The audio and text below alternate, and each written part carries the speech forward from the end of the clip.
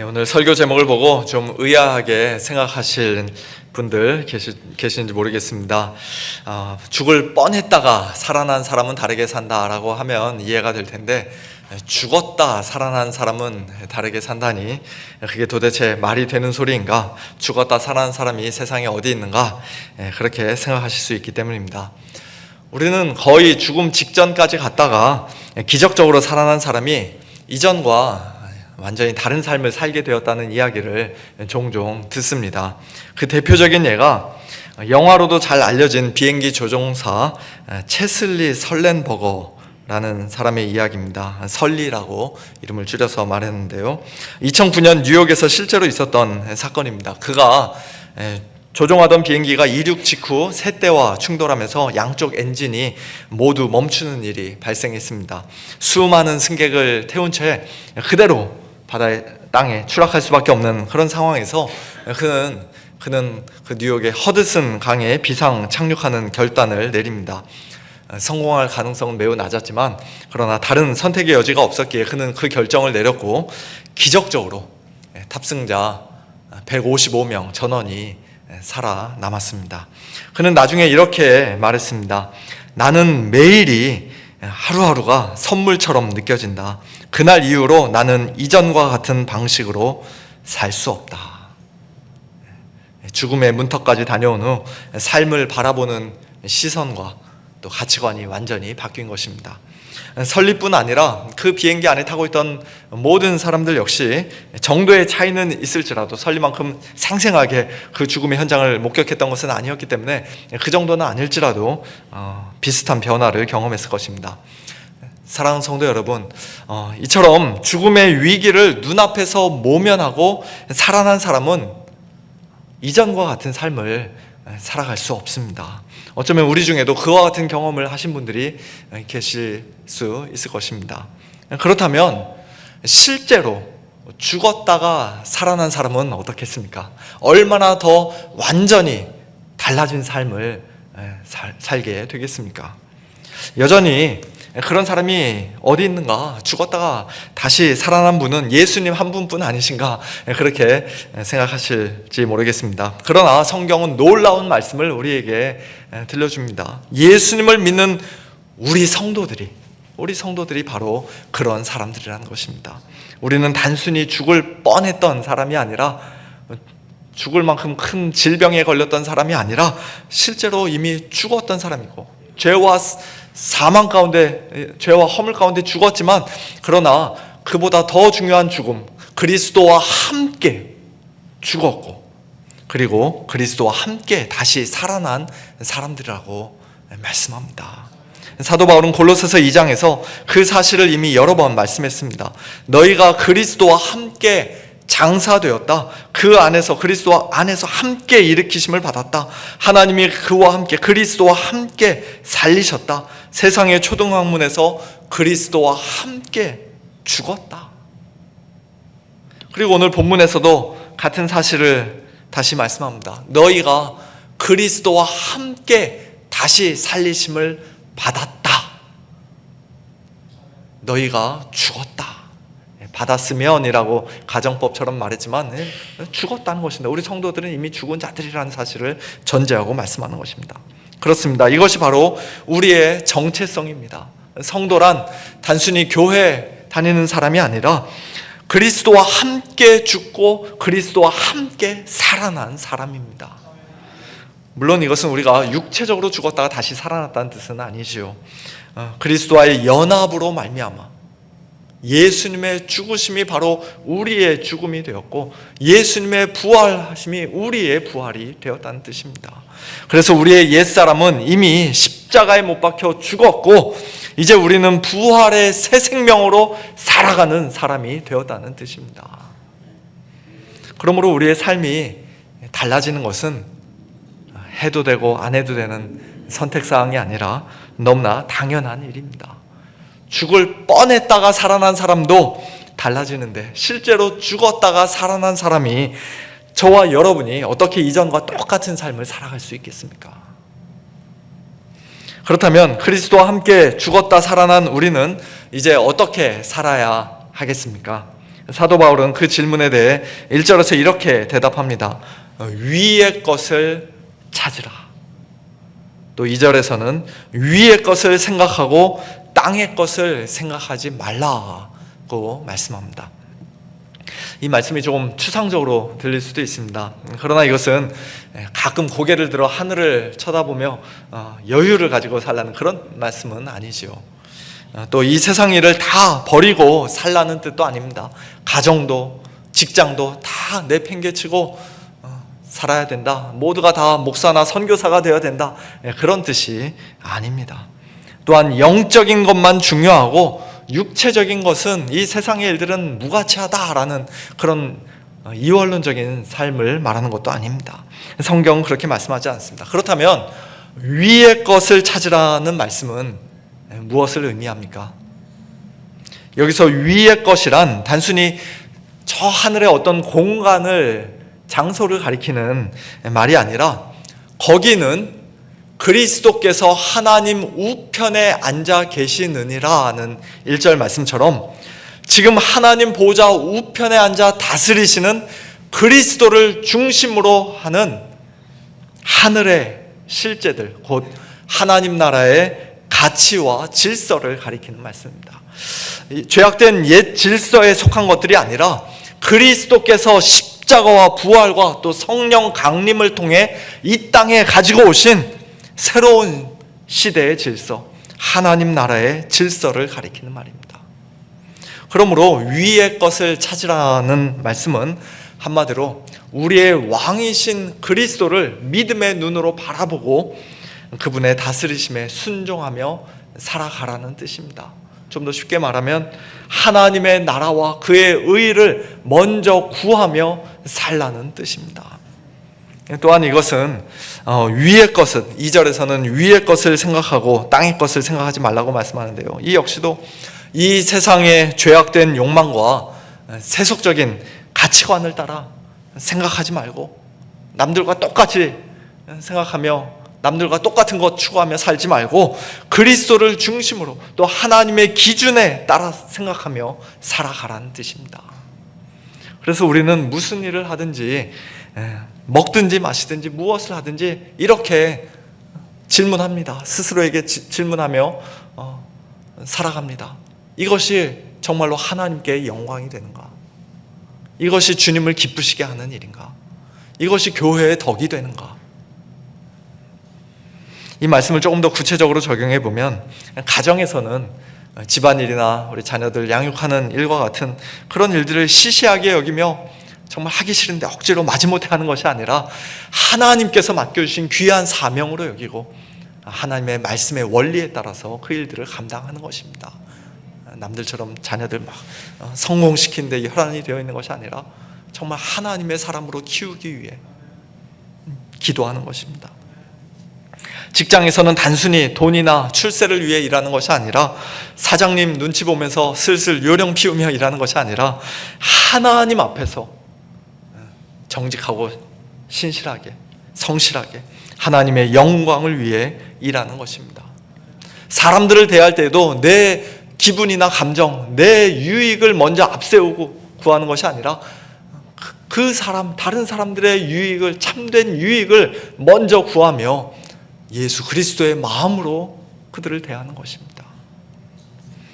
그러므로 목사가 설교하는 일만, 또 우리가 성경 읽고 기도하고 예배 드리는 일만 위의 것을 찾는 일이 되는 것이 아니라 우리 성도님들의 일상생활 속에서 깐난하게 기저귀 갈아주고 가족을 위해 밥을 하고 설거지하고 매일 아침 저녁으로 긴 교통체증을 견디며 출퇴근하고 또 일터에서 까다로운 사람을 만나 애를 먹으면서도 불평하지 않고 성실하게 그 일들을 감당하는 그 모든 일들이 얼마든지 위의 것을 찾고 위의 것을 생각하는 일이 될 수 있습니다. 앞에서 이미 말씀드린 것처럼 우리가 이렇게 새로운 삶을 살아야 하는 이유는 우리가 그리스도와 함께 이미 죽었다가 그리스도와 함께 다시 살아난 자들이기 때문입니다. 그런데 사도 바울은 여기서 한 걸음 더 나아가 이미 죽었다 살아난 우리가 지금 삶은 어떤 상태에 있는지, 또 앞으로는 우리가 어떤 사람이 될 것인지 말씀하면서 우리가 왜 이렇게 살아갈 수밖에 없는지를 더욱 분명하게 밝혀줍니다. 먼저 3절에서 그는 우리의 현재 상태를 이렇게 말씀합니다. 너희 생명이 그리스도와 함께 하나님 안에 감추어져 있다. 무슨 뜻입니까? 말 그대로 우리의 생명이 지금 하나님 안에 있다는 것입니다. 그리스도와 함께 하나님 안에 감추어져 있다는 것입니다. 여기서 감추어졌다는 말은 없어졌다는 뜻이 아니라 오히려 가장 안전한 곳에 보존되고 있다는 뜻입니다. 그래서 우리의 생명은 이 세상이 마음대로 흔들고 좌지우지할 수 있는 것이 아닙니다. 사람들의 평가나 환경에 따라 요동치고 업앤다운 생기는 그런 것도 아닙니다. 우리의 참된 생명, 곧 영원한 생명은 하나님 안에, 그리스도와 함께 하나님 안에 감춰져 있기 때문에 그 누구도, 그 무엇도 빼앗아 갈 수 없습니다. 예수님께서도 요한복음 10장에서 이렇게 말씀하셨습니다. 내가 그들에게 영생을 주노니 영원히 멸망하지 아니할 것이요 또 그들을 내 손에서 빼앗을 자가 없느니라. 아무도 아버지 손에서 빼앗을 수 없느니라. 사랑하는 성도 여러분, 예수님의 손에, 아버지의 손에, 아버지와 아들 하나이시라고 그 뒤에 말씀하셨는데요, 우리 하나님의 손에, 예수님의 손에 있는 우리의 생명이 얼마나 안전하고 얼마나 확실합니까? 이 땅에서 우리의 육신의 생명은 시간이 흐르면 점점 약해지고 쇠하여지다가 언젠가는 그 불꽃이 꺼질 수밖에 없습니다. 그러나 지금 그리스도와 함께 하나님 안에 감추어져 있는 우리의 생명, 참된 생명은 결코 약해지지 않고, 결코 사그라들지 않고, 결코 꺼지지 않고, 결코 빼앗기지 않는 생명인 줄로 믿습니다. 그 생명이 어떻게 보존되는지를 잘 보여주는 예화가 하나 있습니다. 존 번연의 철로 역정을 보면 이런 장면이 나옵니다. 해석자가 크리스찬을 한 방으로 데려가는데요, 저희 그림에서 오른쪽 끝에 두 번째 있는 사람이 아마 해석자인 것 같고 손에 뭘 들고 있는 사람이 크리스찬인 것 같습니다. 그곳에는 벽난로에 불이 활활 타오르고 있습니다. 그런데 한 사람이 그 불을 끄려고 계속해서 물을 붓고 있습니다. 그럼에도 불구하고 불은 꺼지지 않고 오히려 더 세게 활활 타오릅니다. 크리스찬이 묻습니다. 이것이 무엇을 의미합니까? 그러자 해석자가 대답해 줍니다. 이 불은 사람의 마음 속에 있는 은혜를 의미합니다. 그리고 물을 붓는 자는 그 은혜를 꺼뜨리려는 마귀입니다. 그런데 해석자가 크리스찬을 이번에는 벽 뒤로 데리고 갑니다. 그곳에는 한 사람이 숨어서 계속해서 기름을 붓고 있습니다. 해석자가 또 이야기합니다. 이분이 바로 그리스도이십니다. 주님께서 보이지 않는 곳에서 끊임없이 은혜를 공급하시기 때문에, 기름을 부어주시기 때문에 마귀가 아무리 방해를 하고 불을 끄려고 해도 그 은혜는 결코 꺼지지 않는 것입니다. 사랑하는 성도 여러분, 우리의 삶이 바로 이와 같습니다. 사탄은 고난과 시험과 유혹을 통해 우리의 믿음을 꺼뜨리려고 끊임없이 물을 붓습니다. 그러나 보이지 않는 곳에서 우리 주님께서 성령의 은혜를 계속해서 부어주시기 때문에 우리의 믿음과 우리의 생명의 불길은 결코 꺼지지 않습니다. 이것은 단순히 우리의 마음속에서 일어나는 은혜의 상태만을 말하는 것은 아닌 것 같아요. 하늘에서도, 우리가 눈으로 지금 볼 수 없는 하늘에서도 동일한 원리가 작용된다고 할 수 있습니다. 우리의 생명은 우리 안에 있는 것이 아니라 그리스도와 함께 하나님 안에 감추어져 있기 때문에 마귀가 무슨 짓을 해도 결코 꺼지지 않고, 이 세상이 어떤 박해를 한다 할지라도 결코 흔들리지 않습니다. 절대적으로 안전합니다. 이 사실을 분명히 믿고 확신하는 사람은 이 세상을 두려워하지 않습니다. 사람들이 비웃고 조롱해도, 때로는 무섭게 협박하며 위협해도 위의 것을 찾고 위의 것을 생각하는 그 새로운 삶을 결코 포기하지 않습니다. 멈추지 않습니다. 4세기 콘스탄티노플의 대주교이자 위대한 설교자였던 크리소스톰은 이 진리를 분명히 알고 믿었던 사람이었습니다. 그는 자신을 유배지로 보내겠다고 위협하는 황후 앞에서도 두려워하지 않고 담대하게 맞서며 이렇게 이야기했다고 전해집니다. 당신은 나를 추방할 수 없습니다. 이 세상은 내 아버지의 집이기 때문입니다. 당신은 나를 죽일 수 없습니다. 내 생명은 하나님 안에 감추어져 있기 때문입니다. 당신은 내 것을 빼앗아갈 수 없습니다. 내 보물은 하늘에 있고 내 마음도 하늘에 있기 때문입니다. 당신은 나를 홀로 있게 만들 수 없습니다. 하늘에 계신 나의 주님께서 나와 항상 함께 하시기 때문입니다. 결국 그는 유배지로 보내져 그곳에서 생을 마감했습니다. 하지만 세상 권력은 그에게서 아무것도 빼앗아갈 수 없었습니다. 그렇습니다. 우리의 생명이 그리스도와 함께 하나님 안에 감추어져 있기 때문에 우리는 세상을 두려워하지 않습니다. 우리는 사람이 아니라 하나님을 바라보며 살고 땅의 것이 아니라 위의 것을 찾고 위의 것을 생각하며 살아갑니다. 어떤 상황 속에서도 그 복된 삶을 포기하지 않습니다. 이것은 우리가 특별히 강해서가 아니라 남들보다 더 경건해서가 아니라 우리의 생명 자체가 이미 그리스도 안에 있기 때문입니다.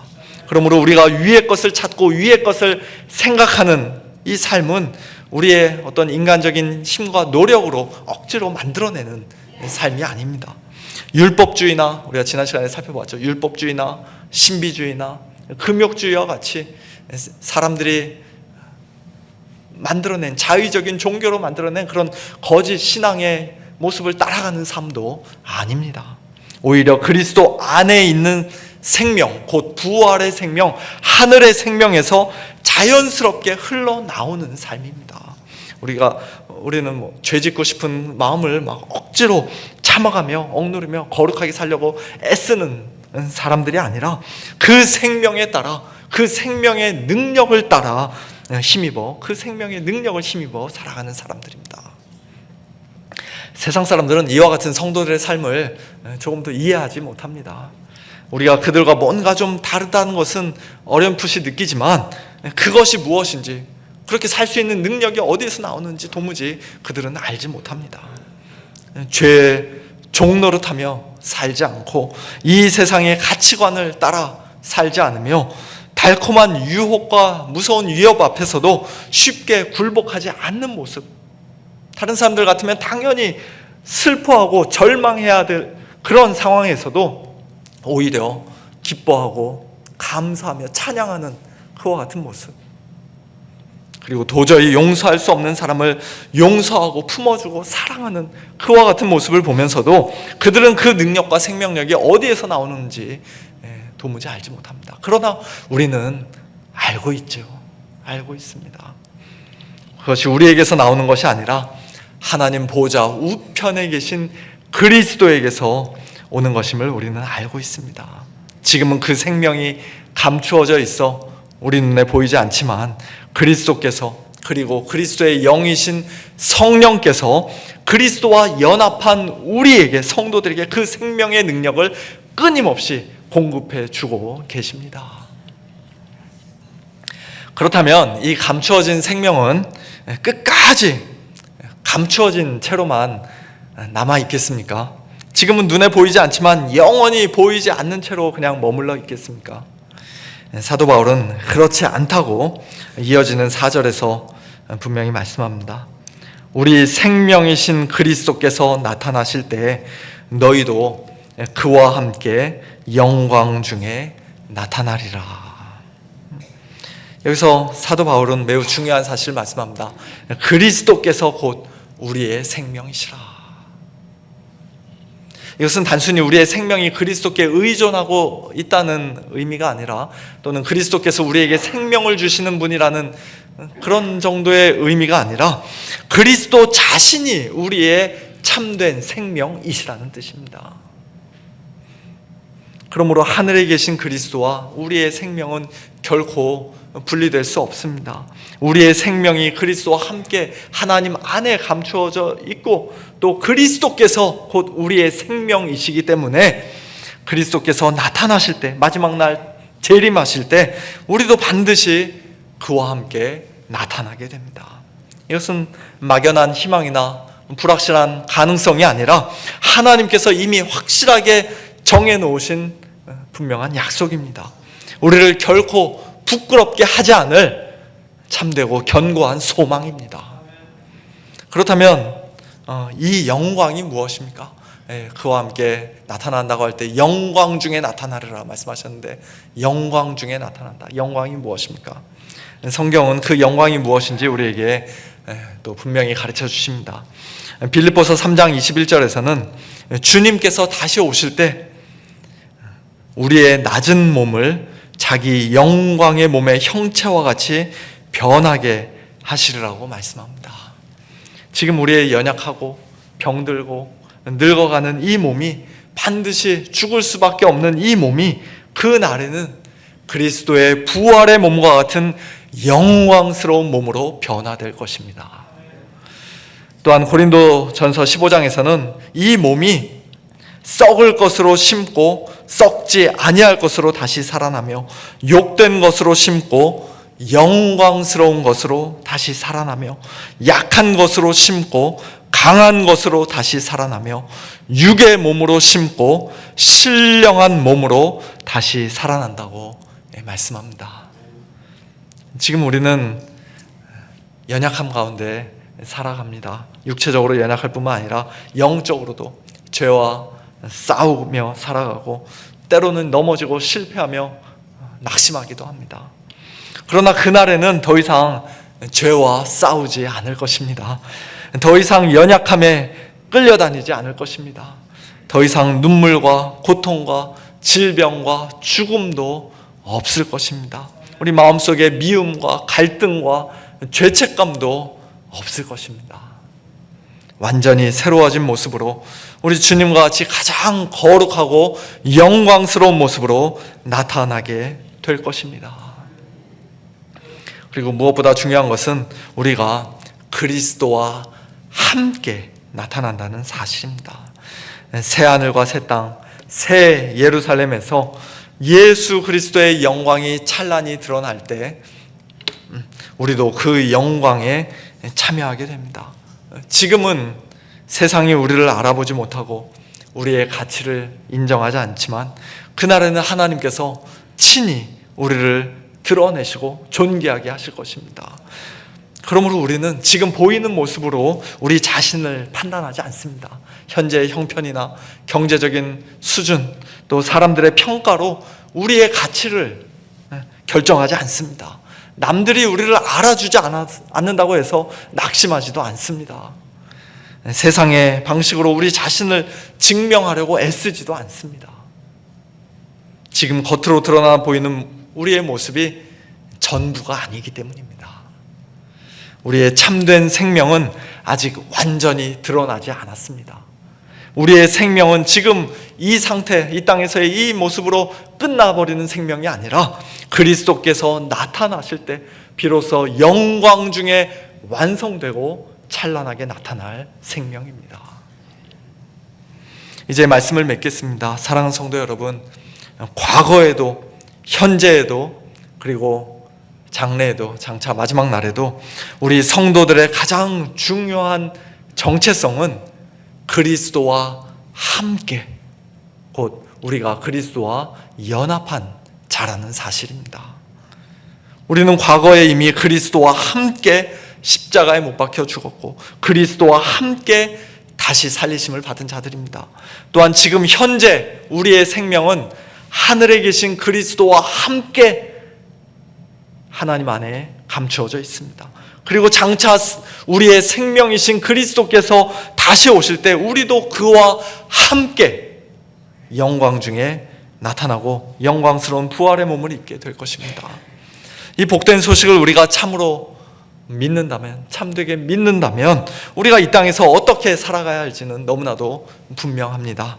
지금 그리스도께서 계신 곳, 우리의 참된 생명이 있는 곳, 우리가 장차 영광 중에 나타나 영원토록 살게 될 저 위를 바라보며 살아가는 것입니다. 땅의 것이 아니라 위의 것을 찾고 위의 것을 생각하며 살아가는 것입니다. 그렇게 하는 이유는 하나님께 벌받지 않기 위해서가 아니죠. 더 큰 상급을 받기 위해서도 아닙니다. 천국의 화려함과 아름다움 때문도 아닙니다. 무엇보다 그곳에 그리스도께서 계시기 때문입니다. 우리를 위해 자신의 목숨까지도 아낌없이 내어주신 우리 주님, 우리를 사랑하시고 또 우리가 사랑하는 주님, 우리의 생명이신 주님께서 바로 거기에 계시기 때문입니다. 예수님이 계시지 않은 천국은 더 이상 천국이 아닙니다. 예수님과 상관없는 상급은 진정한 상급이 아닙니다. 중요한 것은 어떤 장소나 보상이 아니라, 또는 형벌에 대한 두려움이 아니라 오직 예수 그리스도이십니다. 그러므로 위의 것을 찾고 위의 것을 생각한다는 것은 지금 이 순간에도 위에 계신 그리스도를 믿음의 눈으로 바라보는 것입니다. 하나님 나라의 왕으로서 우리를 다스리시고 또 우리의 대제사장으로서 우리를 위해 중보하시는 주님을 바라보는 것입니다. 주님께서 기뻐하시는 것이 무엇인지 깊이 생각하며 주님께서 공급하시는 새 생명의 능력과 성령의 능력을 힘입어 그 말씀에 겸손히 순종하며 살아가는 것입니다. 주님께서 핏값으로 사신 주님의 몸된 교회를 사랑하고 그 몸의 지체인 성도들을, 동료 성도들을 사랑하는 것입니다. 이것이 바로 죽었다 살아난 사람의 삶입니다. 죽을 뻔했다 살아난 사람이 아니라 그리스도와 함께 정말로 죽고 그리스도와 함께 진짜로 살아난 우리 성도들의 완전히 새로워진 삶입니다. 죽었다 살아난 사람은 다르게 삽니다. 결코 예전과 똑같은 모습으로 살아갈 수 없습니다. 이 세상에서 가장 복되고 의미 있고 영광스러운 이 삶이 오늘 저와 여러분의 삶이 되고 우리 평생의 삶이 되기를 예수님의 이름으로 축원합니다. 함께 기도하겠습니다.